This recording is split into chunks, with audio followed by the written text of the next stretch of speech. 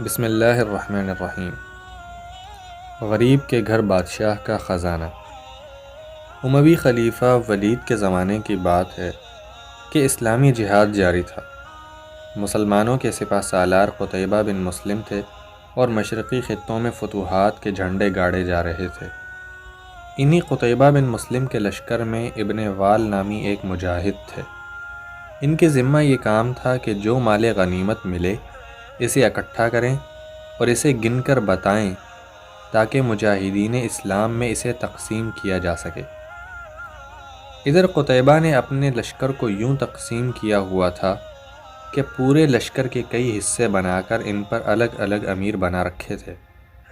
ایک مرتبہ انہی میں سے کسی امیر نے ابن وال نامی ذمہ دار مجاہد سے کہا کہ میں اپنا ایک خادم آپ کے پاس بھیجوں گا تاکہ مال غنیمت میں سے میری جماعت کا جو حصہ بنتا ہے وہ وصول کر سکے۔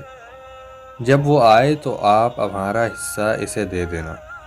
ابن وال نے حامی بھر لی اور اس خادم کے انتظار میں بیٹھ گئے۔ اسی دوران ایک سپاہی وہاں آ پہنچا۔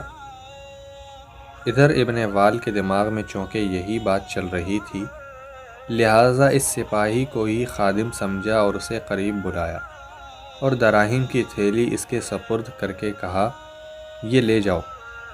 سپاہی بڑا خوش ہوا کہ امیر نے میری کسی خدمت سے خوش ہو کر مجھے اضافی مال غنیمت دیا ہے، اور یوں وہ خوشی خوشی وہ دراہیم سے بھری تھیلی لے کر چلتا بنا۔